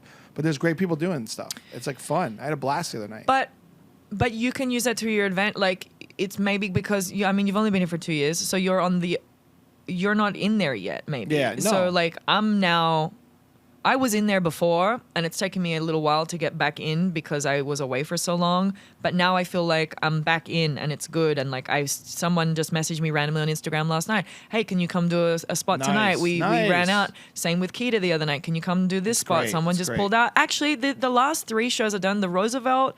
Jimmy Shin messaged me, goes, hey, someone dropped out tonight. Can you do it? Nice. That was the best show of my entire life. Wow. Keita messaged me, can you do Bourbon Room tonight? Someone dropped out. And then Cool. someone at Bar Lubitsch last night, can you come and do this? Someone dropped out. I'm Norman. like, why are you guys thinking of me first? This is fucking awesome. Because you're out doing it. Exactly. Because you're wearing makeup. I'm just- okay. No, you know what? It's I'm true. kidding, I'm kidding. Nobody wants to book a slobby bitch. And also I was saying, you have more credibility. Yeah. If you're not dressed like a slobby bitch, you have way more credibility in what you're saying because Yeah. you're like, look at me, I'm in control of my shit. Presentable, yeah. I'm presentable. What did Keita say? He said Professionally organized. He said the No. most. Talk about the Me Too movement. He was making. He's so afraid of being Me Too. He Yeah. said, "What did he say?" I think it was professionally organized. No. He said something. He didn't say professional. He might have said. Organized was the second word. He said organized. Presentably organized. Something about like your appearance. But Yeah. it was like saying. Instead of saying you look good, he goes, you're presentably how organized. far have we gone though that a man can't tell a woman she looks good? It was so because great. he's a sweetheart. He was just being nice, I think. But I personally think I look better in my jacket that night. But whatever, it's fine. You know, it's just How many jackets do you have? a lot. Let's get you a coat rack. I need a coat rack need a here. coat That's rack. good. No one's thought of that here. Why? Look at I got a blazer on the chair right over there. I got jackets all over the Should I studio. put it on? Yeah. Here. You know what? Yes. be blazer buddies. There we go. For the person who gave me so much shit for how I dress, look at her now in my studio. How the tables have turned, Miss Hollywood. All the tailors have turned. How the Got him. how the tailors have turned. Look at it now. Maybe you start going watch you like. Hey guys, welcome back to the podcast. It's me, Jason Derulo, and I forgot your name for a second. And I am wearing a blazer, and I'm a host, and we have Sarah Lawrence with us. Sarah, what does it feel like not to be a slobby bitch? You know, the other night you just called me you because you didn't really know me either. I called you The you? blazer looks nice. Does it? Imagine we're talking about like identity and look, and like I start seeing you at shows wearing this and What glasses, and like if- you cut your hair. I'm like, what is this? What's going on here? She's becoming Just a, it's like a just little coif. Yeah, but you'd have to paint your hairline in like I do. So anyway, Yeah, you said something like that the other day. I'm What do you insecure mean? about it. No, but where is it? it's right on the line because of television. What do you mean? I do TV. I don't understand what that means. You ever see Root? Because you have hair here. Yeah, I do, but it's a better line because of what I do to it. Do you know Root Is it concealer? because it's far back? It's not that far back. It's just thinner in the front than it used to be. So you're I'm painting. adding scalp color. Got it. My scalp is as black as the night. Wait, you But- mean white? Oh, No, because it's of the paint. black. Because of the paint. But it's called, what's root concealer? Women use it for their roots. Dry shampoo? We No, don't- it's called root concealer. Oh, Like you spray in your roots. That's if you have gray hair, I think, for a exactly. lady. I use it for the front. Interesting. I'm thinning. So anyway, It's okay. I Well, say, you still have hair. You're I great. say it as an insecurity, but I'm There saying, are things that we're allowed to be insecure about, and I think if it makes Yeah. you feel better, that's totally fine. under the lights, I feel bad. This happened to me because I do TV. So like for years, the makeup artist would just they do do my it for face, you? and then they would just fill in a little bit because like under lights it looks better. And then I just got in the habit like, well, I just look better, and I'm on stage. If I'm on stage, and it just became more Yeah. common. Because it's work. You're 'Cause I'm going to fake. work. No. If you're hosting a show, you put makeup on, you do this, you da-da-da, Yeah. you go on stage, it's the same thing. Like you, though, I feel more confident doing that. Right. How do you feel in the jacket? I feel good. I have a jacket. I look like a power lesbian when I wear it. Yeah. But it's like baggy. But this one is like. But that's nice. sort of 90s baggy on you. If it's baggy, This is it's cool. kind of 90s. I tried to buy like a. During my Lawrence Fishburne cissus, I bought all the Metamorphosis. I bought Sounded like a gender. all of these. Cis. Somebody called me cisgender once as an insult. I don't fully understand the term. I should know. Cisgender just means that you were born Straight? a woman and you identify as a woman. So okay. So you're a man. You're a cis man. I'm a cis which man. means you're a man. Yeah, but growing up, people call me a sissy man. So it's just I don't know which is it. Anyway, cis. Anyway, I bought a bunch of suits and they look ridiculous, and because you can only wear them if you're like short and sexy, and you wear like a little tiny bra underneath, and then there's like this big baggy shirt. What are you talking about? You can wear a suit. Not at 6'1". Why not? Because you you can borrow have to- mine. You, I'm saying if you want to be like a little Revolve model, where they're like wearing these it's like a baggy '90s suit. Oh, you like the can't baggy wear it. version of it. Yeah, Yeah, you yeah, can't yeah. wear it if you're a giant freak. Why don't you just get some of Steve Harvey's old suits and you can swim in those? Swim in the old Steve Harvey suits. That guy was swimming in his own back in the day. Wow. I do want to, before we go, because I feel like I didn't do a proper backstory on who you are. I know you did actually model and host TV for a long time, so you've done a bunch of this stuff. Does that backstory, has that always helped with you being a performer? Because I feel like you've been in front of the camera doing things and you were in a movie. I saw you acted in a movie and yeah. stuff. You've done a ton. Yes, that helps. That all helps. So, like I said, my mom was a speech and drama teacher, and so I did like speech and drama through her. So you have to do like memorize poetry and prose and write a monologue and all this kind of stuff. And so I did this public speaking competition when I was in grade 6. So I was like 11 or something. You go to like City Hall, and like the governor or whoever is there, like Arnold Schwarzenegger's just in the corner, and you're like reading him this speech. And I came second, got robbed. But my mom is super good. Like she's gone all over the world for public Wow. speaking, and she like won some competition in the whole of Australia and like got flown to Canada to like What? compete. Yeah, she's very good. So she was my teacher for many years. What was your speech that got you second? Do you remember what it was about? No. You can't remember. Let's do this. There. No, I don't remember. I bet my mom does. We can put it. We'll put it in here.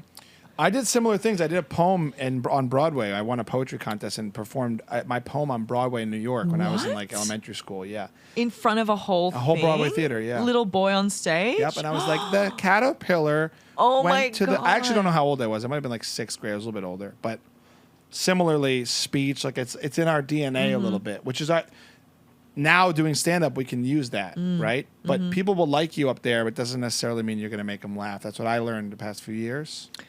That's why I host so much. Why did you start doing what's your deformity that made you want to do stand up? I have from 11 your toes. shoulders. Wait, you said deformity. I thought that was funny. Do you have 11 toes? No. That'd be funny. Does it look like it? Imagine just my one shoe is like a little bit It's thicker, one like toe. wider. It was like one toe off of the shoe. No, we're not discriminating against anybody with extra appenditures. Is that the word? Appendages. Appendages. Deformity. Oh no, I'm not a sad clown for stand up. But I'm not like hiding behind. I think it's responsibility. I have kids. I'm married. I think that like I've always been a host. Now I have real things to like to escape and also have an outlet to joke about. And I have things to really joke about that affect me. So it was just an avenue. It wasn't like my dad never loved me, therefore I have to do stand I up. think every comic has a form of it from childhood, but I don't think like I think mine like I don't have any crazy trauma that made me a comedian. More like normal issues of upbringing. But my parents actually came to a show in New York recently, and it actually messed me. It was great, but I really wanted it to be amazing. So there's something there, obviously. but that's natural too. Yeah. But no, I don't. I think I struggle with that identity of comics sometimes. I definitely have darkness in there, but I'm not like the normal. Like I'm more of a goofy, fun-loving type of personality. And I'm trying to channel that into stand-up. I also think I've always had comedy. I did improv first, and I did hosting. And it was always comedy-based. And You did this in New York? Yeah. What'd you do? UCB? Yeah. Well, how many levels? all of them. Did you? I'm on 301 right now. Oh, nice. Yeah. Yeah, it's the best. Who's your teacher? Here. I had Joel Spence. Okay. Everyone from New York came here. Mike Leffingwell. I don't know. No. And then this lady, I've only been there 3 weeks. Tony. I don't know. Oh, well, if it's Tony, I probably know her. Tony, she's a lady. Oh, Tony the lady. Hey, Tony the lady. Let me get 3 more to Dell. Let me get a little super sat. Hey, Joey, look, it's Tony the lady. Hey, oh my God. Tony the lady. Here's a Manhattan special. This is an Italian New I need York some thing. regat. Regat. She said it wrong. All right, so. I thought it was no. Regat? What are you from? Ricotta, like regat. Regat? What are you from, Boston? Regat? No, I heard that you don't put the vowel in the It's end. regat. Oh, regat. Mortadelle. Regat. Get the regatta, baby. Mozzarella. Yeah. Cheese. Yes, yes, sì, facciamo così. Ma buon formaggio, facciamo così. Okay, I gotta smoke a cigarette and have an espresso. What happened? I'm a cliche. I have some coffee. Oh, you got some coffee? What was I just saying? You don't have sadness. Oh, so I've always been comedy based and wanting to make people laugh. Obviously, why? I think, yeah, I don't know. I like making people laugh. I think it's my gift is to, in a way, not to be But self-righteous you don't about think it. that when you were a kid, because Nobody laughed. nobody laughed. My mom is maybe hard to make laugh. Is that what you're There you saying? go. Maybe. There you go. But she laughs now. More. You got her. I got her. But she didn't laugh then. No, I was one of 5, so I think my mom There you go. Okay, this makes sense. crazy, You're trying to second born. stand out. Yeah, it's Okay. all that. Yeah. I'm standing out. I'm loud. My brother was very quiet, the firstborn, and I came as I'm like what the heck is this personality? You Right. know. He also spoke for me for the first 2 years. Like I didn't speak. I had like my brother Disorder? was just like he wants this, he wants that, and so now it's funny because I can't shut up now. That's cute. He You was know? like telling everyone. He would, like, How do did he everything. know what you wanted? He would just talk for me for I was late to talk Oh. because Now you're making up for all the words you missed. yeah, well, yeah, what I say before, appendages, my brother said it for me. He said appendages back then. I said appenditure. But now it's funny because I talk for a living. I'm an interviewer and a comic, and it's just funny how that morphed.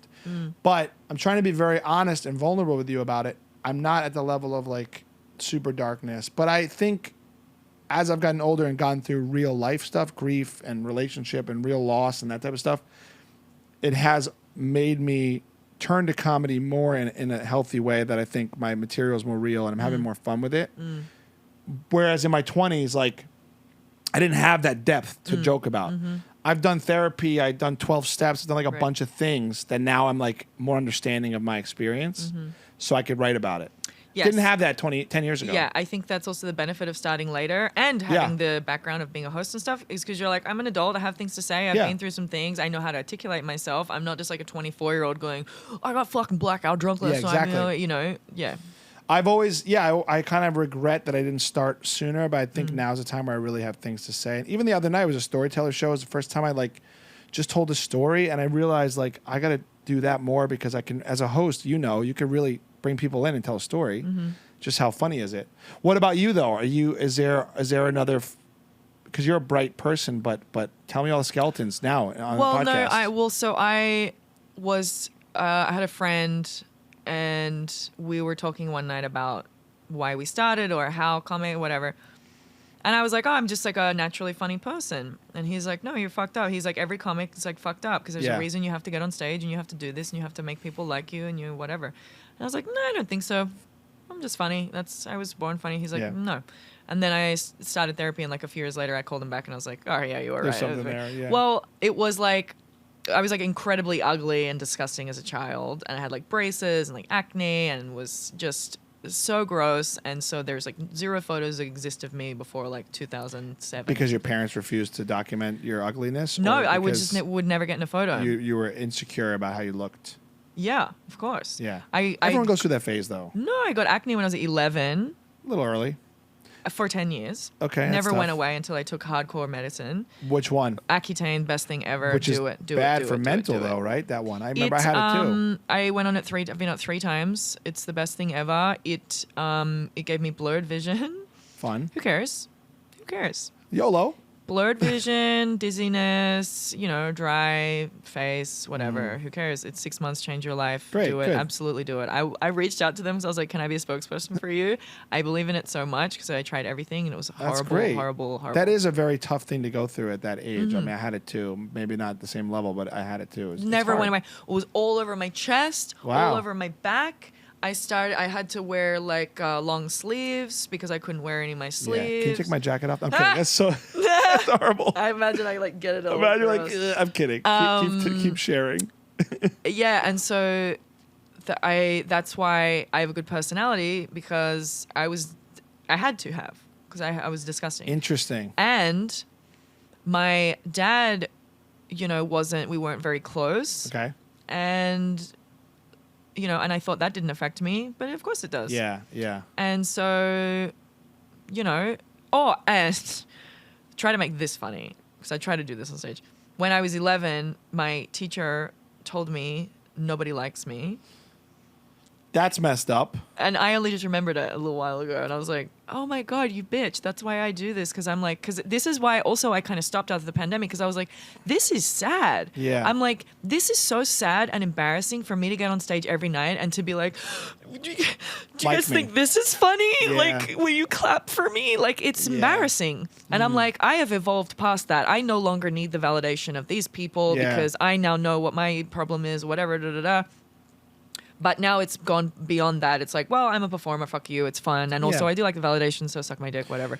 But her telling me that could have definitely It could affected have. the rest of my life. Well, because it's embarrassing, and also like an adult telling a kid that in front of a bunch of kids, like it's messed up. Let me tell you this. It wasn't in front of a bunch of kids, but she did say today at recess, I'm going to get all your friends into a room and we're all going to sit in a circle and they're going to go around the circle and tell you one thing they don't like about you. That's so messed up. I was 11. Yeah. Did she do that at recess or Yeah. no? Why? I have Were no you idea. a wise ass? You talk back a lot? Because I did. Were you like snippy and said like how you are now with personality? Did you like say it how No. it was? You were more. When I was older, this was primary school, so I was like not terrible. I like jumped on some flowers once, and my mom like made me pay them back and write a But letter. you and didn't stuff. like talk back to the teacher. and, No, like, you when I was in high school, I did. I was Yeah. a huge asshole, but Me too. not so much when I was a kid. But I think I don't know if she was trying to like set me straight. I don't know what it was, but I was going for like school captain. And she just came up to me out of nowhere and she was like, you're not going to get school captain. And I was Wow. like, oh, why do you say that? And she's like, well, no one's going to vote for you because nobody likes you. Oh. And I was like, oh, what do you mean? I thought Wow. people like me. She's like, no, I'll prove it to you today at lunch. We'll get everyone in the Wow. club. Yeah. And even like in the room, I remember like I used to wear this Sylvester the Cat hat. Because I was a huge tomboy, and I would have it like pulled down because I was like sitting there like this is horrible. And then she's like, Sarah, take your hat off. You're always hiding behind your hat. And so I'm just like, oh my God, this like, and I'm just like in this room while all my friends are, and also they're all 11, That's and so all my so- friends are going like, what the fuck are we doing? Wow. And then each of them, she made them all say one thing, and they were like, what? Yeah, it was horrible. So I think that's one of the worst things an adult can do is like at that age, you're so impressionable. I mean, think about anyone. We're in our ages now. If someone came up to me and said, no one here likes you, it still makes you feel a type of way. I actually want to throw up right now. Yeah, like if anybody, Yeah. as an adult, you're 11, your brain's not even, you can't comprehend like that And the fact level. that I didn't even remember that happened Yeah. until a couple years ago, and I went, whoa, Yeah. that's so fucked Wow. up. You asked me what's in there. Now I'm like I got to do therapy and maybe I have my own You may version. find something. I did therapy like a year ago, and I would just did like a touch up, just a root touch up, and she answered the phone, and I just immediately started crying. She was like, "What's wrong?" And I'm like, "Oh my God!" Oh no, she made me like. She's like, "Close your eyes, go inside, blah blah." Yeah. I just immediately started. This was not even on my mind. I immediately started crying, and she's like, "What's coming up?" And I'm like. I remember when I was 17, lying in my bed, crying my eyes out, thinking I was going to die alone because I was like too tall and like ugly and Oh like my disgusting and gosh. nobody loves me. Wow. And I was like crying. And I was just like, this been a long journey with my height. Yeah. And so that I was like, I didn't even know that I was thinking that. Mm-hmm. And then all of a sudden I close my eyes and I'm just teleported back to this moment where I'm like crying because I'm so disgusting and unlovable. Yeah. And I was like, wow, this is like really affects me every single fucking day of my life. Yeah. Well, that's sort of in there for the comedy. But I do think, speaking of the theme of the metamorphosis, you've worked on this stuff where now you're healthier about it. But also, this is normal upbringing stuff that we all have to overcome, insecurities and stuff. I also hate to put it in this way, but like, if you grow up hot, like I don't know how to say it, like hot. You have no personality. People who grow up like with everyone kind of like treating you differently because they think you're pretty or something or handsome or whatever it is. Yeah, you don't really you don't come out of that to with do anything. Yeah, kind of come out talking like your impression, right? In my mind, with not much going on. Yes. I've interviewed everyone, so you know I've interviewed the most beautiful people on earth. I can tell when someone grew up. Yes. Like being beautiful. Yeah. And I go, wait, what's going on here? I mean, there's nothing. So in a way, the messed up thing is like you have a great personality. So maybe you can the see payoff. the asset in something that you once saw a defect, is what I'm saying. Yeah. Character defect to asset. Now I'm speaking in terms Well, of. I think it's, as hard as it is when you're a kid, it's better, as you're older. Yeah. Because then you're not a dickhead. You accept what you are, right? Like you can't change the things that you once didn't like about yourself. Same with me. Unless I got a nose job. You're What's not wrong going with your nose? I looked into shin surgery. I was about to ask you, have you ever, you hated it so much. Did you ever look into Did you ever shortening see, your legs? yeah, did you ever see Gattaca? So, okay, in Gattaca, the guy, he's like he's trying to assume the identity of this other guy, but the other guy is like 2 inches shorter than him or something. Oh, gosh. So he does this, no, he's 2 inches taller than him. So what they do, and this is a real surgery that you can get, is they cut your shin open like this. They break your shin apart, and you are in a wheelchair for 2 years, laying on your back or on a wheelchair, whatever, your legs are straight. And every day you just click it 1, 1, 1, 1, 1, and it just stretches your legs out and you get like an inch or two over two. Yes. Yes. And so then I was like, well, if you can make them taller, maybe I can cut a bit of shin out. Oh, wait, aren't you? I know you joke about it on stage. You got to be okay with how tall you are now. I mean, you've also been a model. You've done things that are. Well, I was good. too tall to be a model also. They would tell me to tell them I was shorter. But that's not true. Models That's true. are usually your height. No, though. I'm taller than, no. The Really? models are Miranda Kerr. She's a famous Australian model. She's 5'7", because 5'7" is tall for a girl. Oh. And so I'm 6'1". They would tell me to tell them that I was 5'11". Okay. Because it's too tall. Especially also like with a guy, it's if you're 6'4", technically it's like too tall. They'll tell you to say you're like 6'1" or 6'2". Okay. So. And I've checked all the Victoria's Secret models and I'm taller than all of them. So yes. Okay. I know everyone in Hollywood's height. I thought it would maybe be an asset for you in that space a little bit. Yes and no. But I hear what you am I okay with it now? I am just started standing up straight.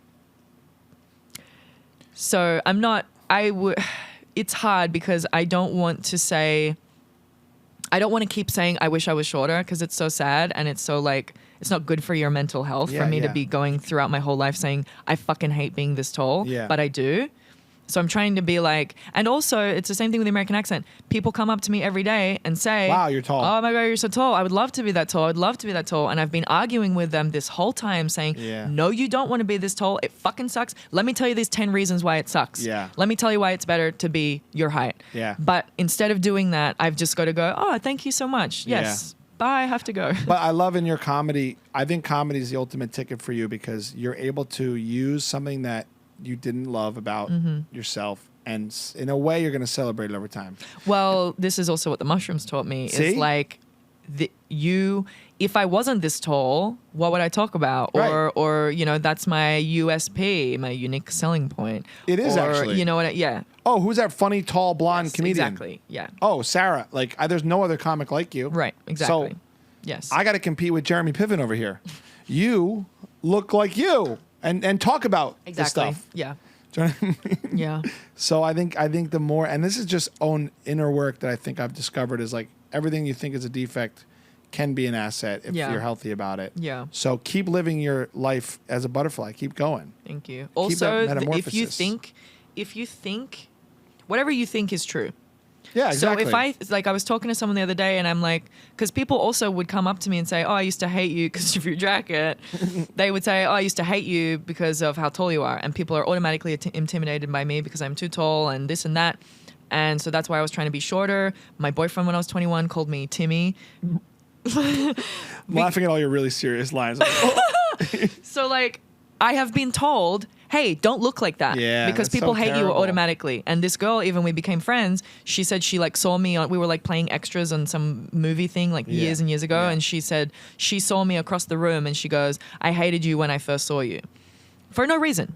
That's crazy. Just because she said I was like having fun with my friends over there and blah, blah, blah, and I was tall and whatever. And then she got to know me. She was like, oh, yeah, I should, you know. But it's like, okay, so you automatically made a judgment on me. So I have been told to be shorter. But my friend was like, if you think that that's what's going to happen, then that's what's going to happen. Right. And so the people who are like, oh, well, fuck this chick, da, da, da, then they're going to show up more. Yeah, but you now keep that I've been seeing like, it. you know what? It's fine. The people, and this is also like on stage, people are now not, I don't think you're going to be threatened by me. Right. Because I'm not going up there and going, what's up? I'm going up there and going, you know? Yeah, you're doing you. So, and that's how I feel. Yeah. And some lady, it was so nice, she came up to me after the Roosevelt show and she was like, oh my God, you're so pretty and you're so funny. And I love that you're so pretty and you're so funny. And I was like, Yeah. oh my God, no one's ever said that to me Right, before. right, That's so right. fucking cool. And I'm Right. like, yeah, let me try to be better about it. Yeah. And that's the kind of person, she's not threatened. She Right. thinks it's fucking awesome. Yeah. So let me manifest more people like that, you know? Yeah. Also, our life's journeys are not to, form to other people and hope that they like. It comes down to wanting to be liked. Like, but you're growing out of that. Mm-hmm. Like, we're not just like, oh, I hope we're not going to just mold ourselves so that you'll go crazy. Right. Also, I know from my posture injury, if you keep trying to appear short, you're going to pinch a nerve like I did. Dude, Not that I was yes. trying to appear short, but I was always terrible posture. Mm-hmm. I actually, my doctor said 'cause the double chin thing about like your alignment, and I was like, maybe years of being looked at on like with a microphone, like doing my job. I've always been insecure about like not being a jawline dude, like a perfect jawline guy. I know you think I have one because you compliment me, but like I've always had that insecurity. So maybe I did that physically. Now I have an injury. So I'm saying it's unhealthy for you. Well, to act I like you're not had that tall. scoliosis. Yeah, 'cause because you my were whole like- life I'd stand on one leg to be shorter, and so my back would go, and then yeah. my spine just goes off to one side. And I fixed that with a lot of chiropractic and yoga and shit like that, straightened my spine back Straighten it out. But I fucking curved my own spine. You gained a few inches back. Also, I have a thing for your jaw. It's called the jaw exerciser or something. seen this. Dude, that guy from guy's so Hawaii, and he's funny. always just like, I made fun of that commercial so once on my funny. Instagram. The guy is like, check it out. he's got it on his like- necklace. Just biting balls. It's so funny. It is funny. Maybe I should try doing that. I also, when I'm in better shape, I feel like I feel better about my face fat. You Yeah. know, so but that insecurity, I think, maybe also is a part of this injury, or like I'm constantly Everything's all connected. I just found out yesterday that if you have a tight jaw, it's connected to your pelvic floor muscle. well, wait, my jaw also hurts, but I think it's from the pinched nerve. Well, everything's out of alignment. Should we It's end with all- yoga? I'm kidding. Well, here's what I'll say. I'm having a great time hanging out with you. I love your comedy. You're great on stage. You're great as a person now. I really, didn't know until now. I was Well, worried. you knew the other night. No, I was worried. No, you I weren't. needed to publicly film us talking to see if you were cool. You knew. No, I knew, because you were giving me, because you didn't. There was usually when I meet people in LA, there's like there's some pleasantries that happen. There were none with you. You just went straight to. You literally were like, I don't like. You said something like you made fun of I me right said away. like, you know what? I didn't like you, but I do like you now, or something like Something that. like that. Maybe, You're like, I didn't like you, but you're fine. Like I was like, okay, You're fine. but it worked because I was like, oh, she's funny, Yeah. And I remember being like, I got to get. I was gonna make a tall joke. I won't do that to you. Do it. No. Well, you think you're tall, but I have a man power struggle with this show where all my guests in the edit are 3 feet below me in the cut. So when it cuts Why? to you, What do you mean? I just want to This? appear like I'm the alpha. You make it like that? So I make no, I don't really. I'm kidding. Imagine you cut back, That's you so see the funny. footage, your head's like all the way down here when it cuts to you, and you're like, yeah. So anyway, I thought you were gonna put me on that chair just to be like, you get the beach chair. this angle with you on my jacket though, I mean, hold up and try to hold it to laugh because no, but without your arm, you've looked like this from my angle this whole time. Like you have this like So- little like arm. this. Little arms. Not that She's there's tall, anything wrong little with arms. that. She's got great stand up. Check her out. No, thanks for hanging out. I appreciate hanging Thank out. you for Thank you having also for opening up. I think you were really honest with me. Yeah. I appreciate those types of chats. I just think this is fun to get to know you. Let's do more shows together here. 100%. Yes, please. And I may want to like either crash one of your parties you run or hire you one day. If you guys all chip in, Yeah, we could do it here. We would can do it here. literally do it here. 75 a person. Well, we $75 gotta per get to that person. minimum. Also, what you could do is no, you don't. It's however many guests there are. But you can That's just what I mean. ask everyone to bring fucking $75. Do you want to drink for free for 5 hours? It's $75. That's cheaper than going to a bar. You get 2 drinks and a tip at a bar. Look at you. You're ready to rock this. It's Well, I fun. want It's easy. anybody listening who's here, even though you said before nobody would hear this. That No, I said nobody. The 2 ladies who. Oh, I'm sending this to them.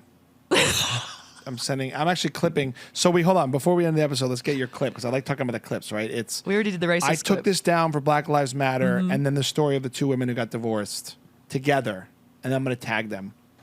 You know what? I could actually send it to them. I think that'd be okay. You're cool enough with them. That's it. Fine. This is what you do. This is a superpower you have. You could say things to people and get. I have it in a way too. Like I could say kind of biting things, but Yeah. it could. You're not going to feel like horrible about it. Right. It's like a fun, loving nature. Exactly. I think. You know, which Yeah. just makes life fun. So like, go curse someone out today, but they'll like it. Is what I'm saying. I'm gonna go to this coffee shop and tell them, you know what, I was wrong. Can I be honest with you? Yeah. But we end the episode with this. I did order you a latte while we were sitting here, but. You're probably No, you all didn't. caffeined out, but I felt so bad. Maybe I'm still. Wait, people- even after I told you I was shaking my Maybe whole I body. am. No, it was before then. Oh, She doesn't need any more coffee. that's very nice. Thank you. I got you a latte because I messed it up because I care. Well, then you're gonna have that, and I would love you to have that. And Perfect. Now I can try what a latte is like. Keep the jacket. Suits are awesome. Follow Sarah Lawrence Everett. What's your Instagram? It's the Sarah with an H Lawrence. And what's your company's Instagram? I can follow it. Cali Craft Cocktails. Cali Craft Cocktails. Go see her on stage all over LA, guys. And we'll be back next week for another fun guest. Hey, thanks for coming. Thank you for having me. This was great. Thank you. Hey. Oh. Hey. Oh. Oh, can you end with your English, your American girl? You can say Oh, American yeah. girl? You can catch me everywhere in LA. I perform all over. I'm one of your favorite comics. And yeah, if you can follow me on Instagram at the Sarah Lawrence, that would be great. Thank you. She nailed that. Bye. Bye.